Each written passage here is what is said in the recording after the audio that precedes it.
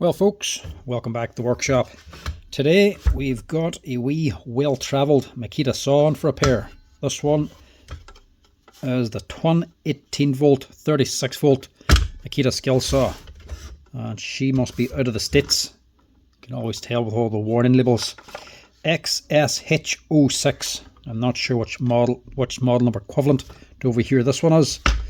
This one, the customer says the base lever's not locking. That's just to do with travel. That's not hard to fix. And he says it stopped. Is that what he said? Yeah, just stopped. Let's see what she's doing.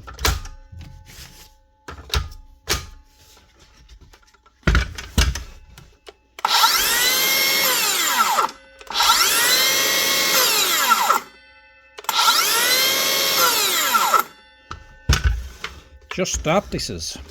It's definitely working.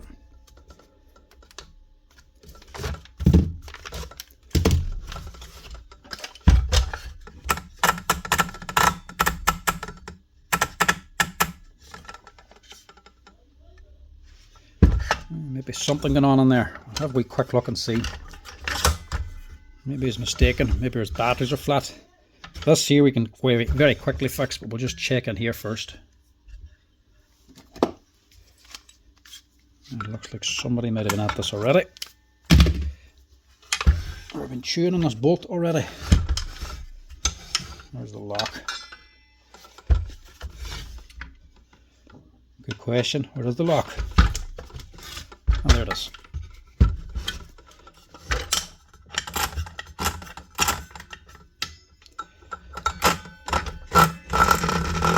Ah, there is something going on there, look. Lock's not going on. There's something happening.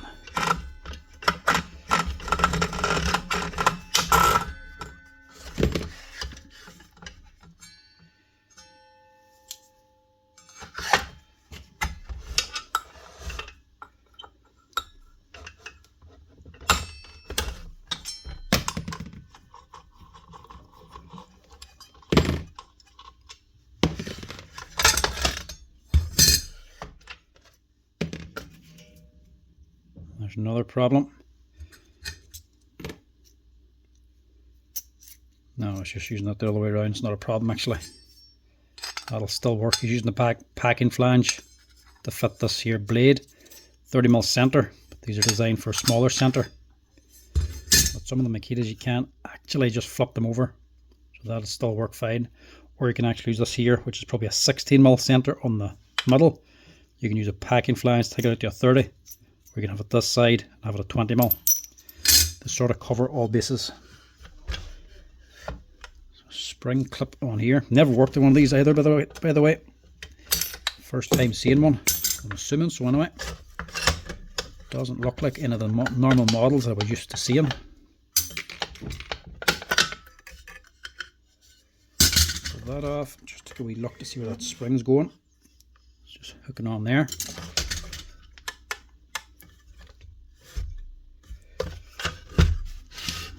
Pull the motor off this side. Will that work for me? Sometimes they're all connected up. No, it's not. I should be able to just pull that off.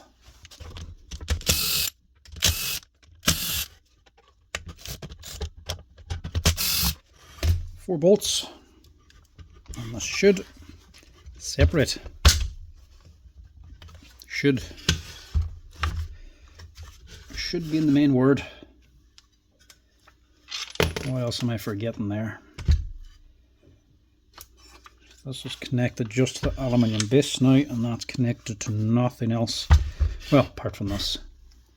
Just pop that off as well. It's just a big C-clip. Pop that off. Slacken the nut.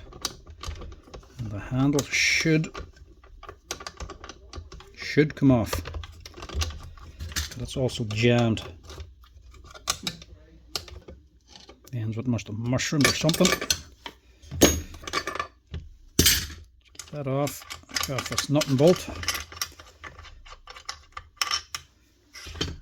That should be everything holding this.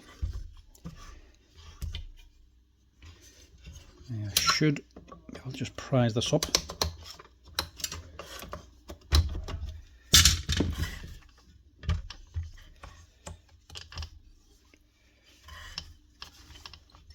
Right, the handle's also attached on.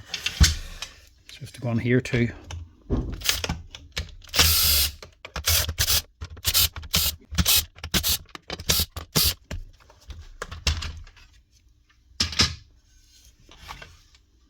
Well, she's definitely seen a bit of work in it.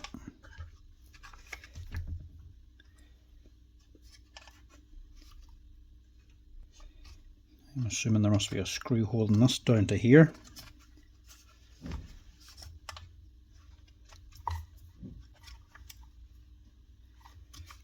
Maybe I'm wrong.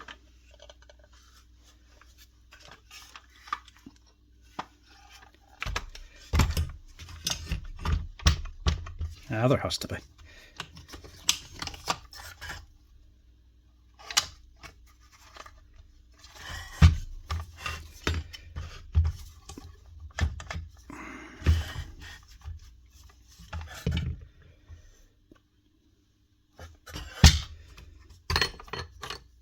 No, maybe just a wee hidden screw there, just.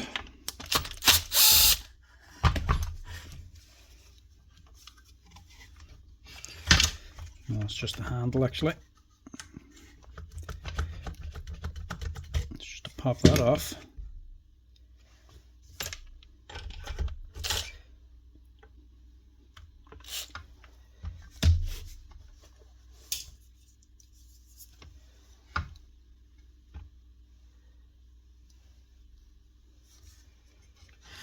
Yeah, there are screws, but they're actually down on here. They're actually underneath the motor. So this does come off first.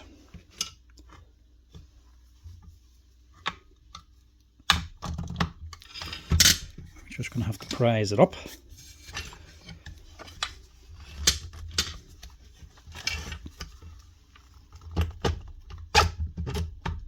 Oh, she's tight, anyway. Sure I'm not getting anything nipped or caught. Do the good cleaning away. There we go. Pull that out. Now we're onto a mess. Just take this off to make it a little easier.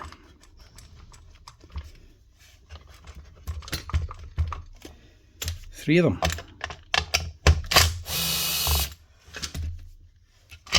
There we go. That over there. We want to see this. Right, you can see there's damage now. Look.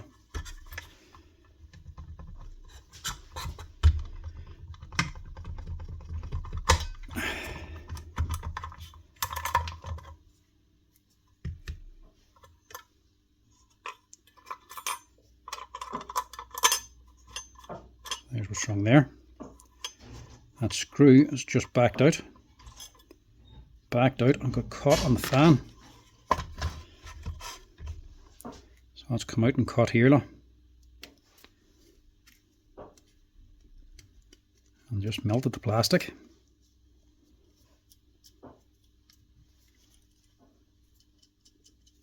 Right. Bearings are a little worn, but not much. That's still fine. Bearings on here fine. It's just that. One little screw. It's not even broken. That's just backed its way out. Rubbed on the fan, melted it. Then whenever he stopped it, it solidified and got stuck. And it's probably just banged loose or something. Maybe when I turned it, whenever it first came in, I gave that blade a turn. I must have broke it free. These are jammed and glued on, or solidified onto the molten plastic, and it hardens. The power of the motor will never be enough to actually get this to start moving. You'd have to actually break it to get it running again. So whenever I turned it, it must have got it freed up so it could run, and then it wasn't running it long enough to remelt the plastic. So once it gets hot and melts again, it would stick again. Fix that. I don't even need anything for this. This isn't even damaged. I just need to put this back in correctly to clear the fan. That's all this thing needs. That and a little clean, as I think we'll get this thing running again for cheap. Just a shame I had to dismantle it this much just for this. Seeing as we're on here, I'm just going to change them 2 bearings. So that one there is definitely starting to go. This one's not gone, but could be going shortly. Hopefully this fan hasn't moved either. I don't think that screw's got enough force to actually make it move. It looks to be right enough anyway. If anything, if it did move, it's moved further back from here, so it should cause less of an issue. But for now, all we need to do, move that so we don't get anything into the gearbox, is we just tidy up.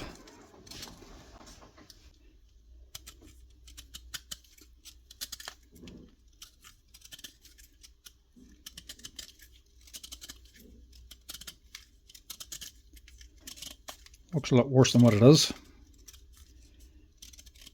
Fan's actually fine.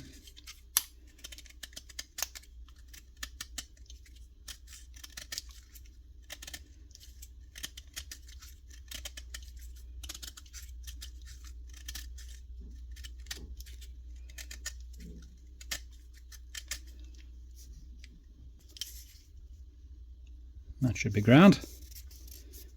Might touch it a wee bit on here. Probably don't even have to actually. I think that'll actually do. Change these, clean that. Right, all cleaned down and new bearings fitted. It was a 6000 on the top and a 626 on the bottom. This one's put on an NSK one. This one's an FAG. And that's just a cap of an SDS roll shoved under here, just to keep the dirt out of the hole. Don't want the dust getting on. Now to get it rebuilt. It's funny. You'd think it's badly damaged. But a lot of the time, there's not even a spare part needed. It can just be one wee part that's gone askew. So all that there, locking up on the customer, is just caused by one screw. And the screw, not even destroyed. Don't even need any spare parts for this. But I do need to pick out the old melted plastic, so we can actually screw it on. A pokey screwdriver soon cleans it out. Just goes to show, no matter what the problem or the fault, no matter how bad it looks, when they're not kicking at all, you think the thing's burnt out. It's always worth checking, just in case it's a simple fix. I've got a Loctite on this, just to make sure it doesn't come out again. And we'll drive her on good and tight.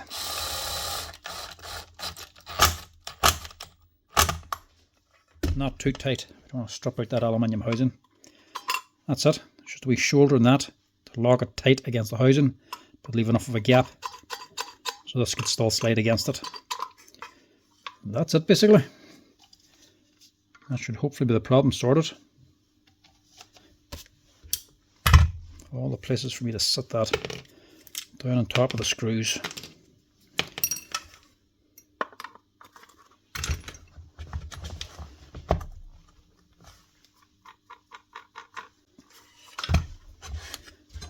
Now to see if we can get it back together again.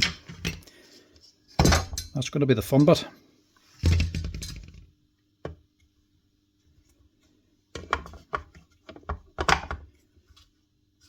That was on there. There's 3 long screws for that.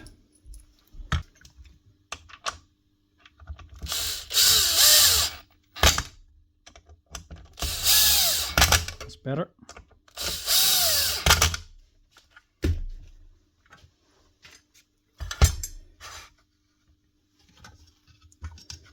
Now put the motor onto that, or this onto the motor. That's the easiest way to do this. Yeah, we'll try it this way.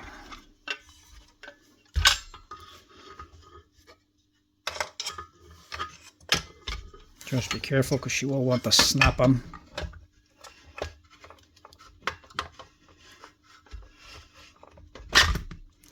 like that. You want to have it on the right spot.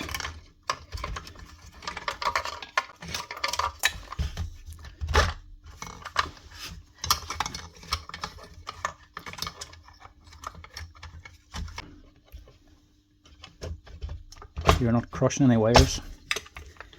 Make sure everything's clear. There's a lot of cables coming out of this thing. I think we're safe enough at that.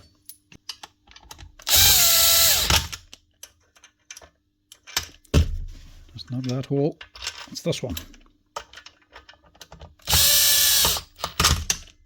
It's never good when you get the wrong hole.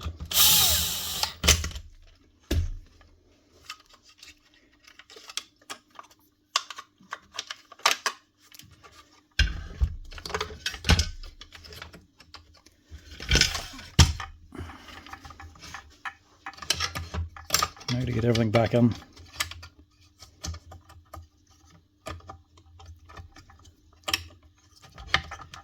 Battery thinner will be there. Your LED indicator for your batteries, power level. Let's just sit in here.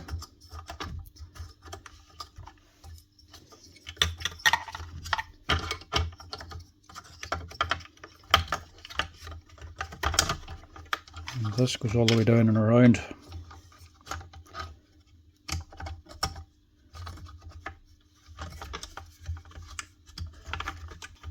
First mistake here, look. That should have been over here. This big cap, look.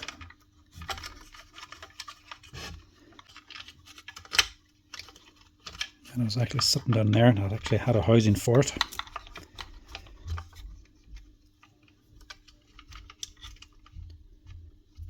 Now this one.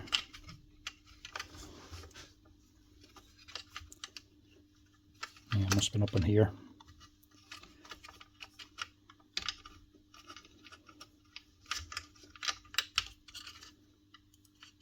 That must be sitting in there. So it needs to be behind it.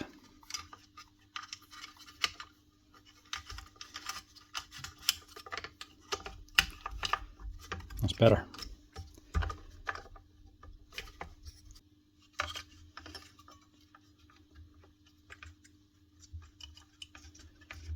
Just get the trigger on first.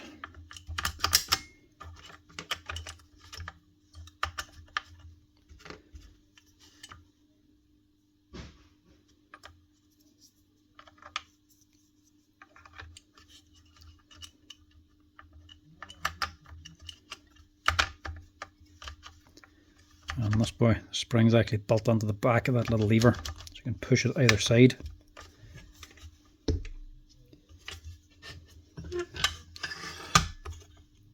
I think that's just about it, isn't it? Should be able to put the handle on that.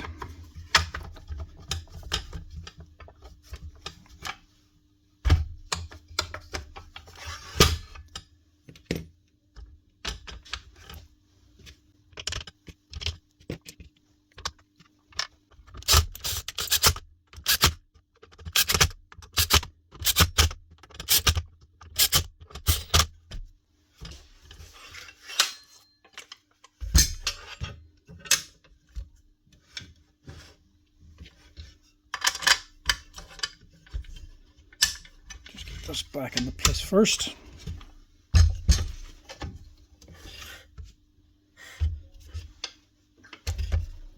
Sometimes there's a little washer with them. Doesn't appear to be this time.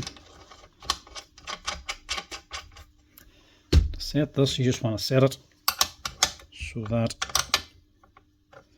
well, first of all, which way is that meant to sit? Must be that way. Tighten this up and just place it where you want it to sit.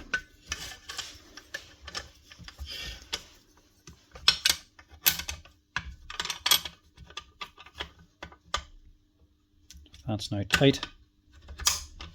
That'll be the perfect spot for it. Just leave it in that position. Stick on the big C-clip. And that's it. That's all we need to do with the little lock handle.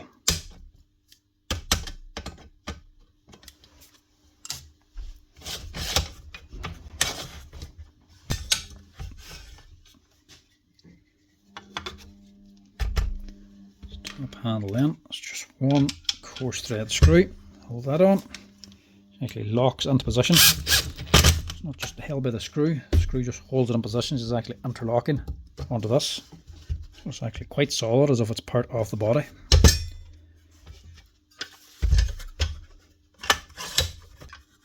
Now for this, be a shim and your guard. Find the spring.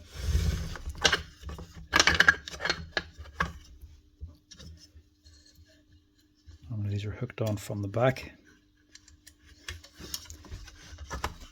Hooked on there.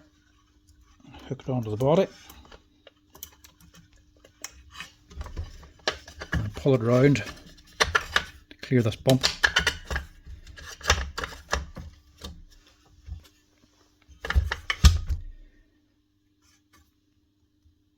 It's very coarse. I would say I've done that wrong. Bet you that's meant to be on top.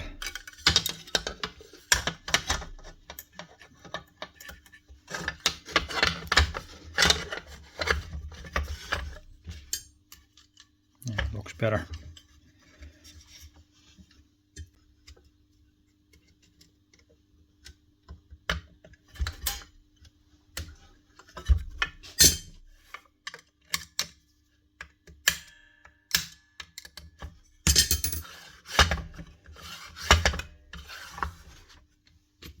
Finally, we'll just put this on the same way you had it. There should be nothing wrong with it. The things I do like with these Makitas, they have designed them so you can fit different size blades with different centers. It's even allowed for this here, packing flange.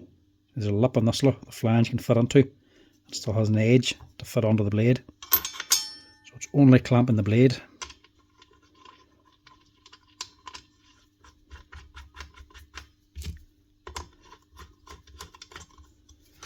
Now she should run. It'll lock the base and it'll lock the blade when you want to change it.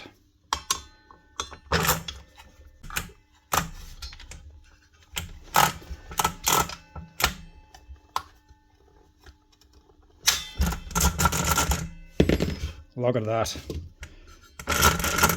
He was assuming this mightn't have been worth fixing because the motor stopped, but all it was a loose screw. She should run now, no problem, without overheating and without melting anything.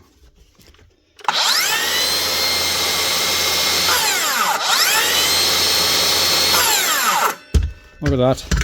One Amarican Makita XSH06 36 volt Makita saw. Base now locking up, clamping, motor actually working, and blade is able to be locked.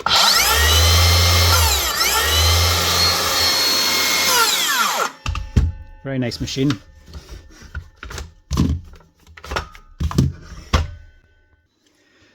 Now the equivalent to this machine over here in Europe would be the DHS782. Same machines, just the American ones just have a different model number to the ones over here, but the parts are the same, even down to the writing. 18 volt, 20 volt batteries, and the battery system in this 2010s, I think I've always been a big fan of the Makita tools that done this here. You'll probably get the exact same machine again on a 40 volt that just takes the one battery, but I've always been a fan of the Twin 18 tools because to me they're a lot more practical and a lot more useful to generally most people who are already on the Makita platform, because everybody has the 18 volt batteries, not as many people have the 40 volts, and nobody really wants to go into a new battery platform just for 40 volt tools. Same tools you get as well on the 36 volt, so stick on two 18 volt batteries, gives you the exact same power, exact same setup. Great wee machine and a great setup with the 2018 volt batteries, getting way more power and just as good a machine without replacing your batteries for the 40 volts. Not that the 40 volt batteries have anything wrong with them. I can actually show you just how many of them I get on for repair here. Squat. None. I've never had any of the 40 volt batteries on here for repair. Then again, we don't sell them, so we shouldn't really be getting them on, but you just never hear them actually failing all that much. 18 volt fail just like any other battery, but the 40 volts are actually extremely reliable. Very good battery, but like anything, buying onto a new battery platform can be expensive, so wouldn't really recommend it. The hardware shop I work for only stuck to the 18-volt batteries and the 20-watt battery tools. They've never went into the 40 volts, simply because it's a far better system, far more flexible for a lot more people instead of buying onto a new battery. But anyway, that's how you fix the Makita XSH06 Makita saw, or the DHS718 if you're over here. If you ever get it and you're getting a smelling from here, or she stops running and you can't lock the blade, check that little screw on the lock bar inside. She might have come out and it's just jamming everything up. But anyway folks, as always, thanks for watching. Hope somebody out there finds this helpful. If you're finding the videos helpful, make sure to give us a wee like and subscribe down below. And if you want to help out the channel, hit that hype button as well. Anyway folks, till next time, I'll chat to you later.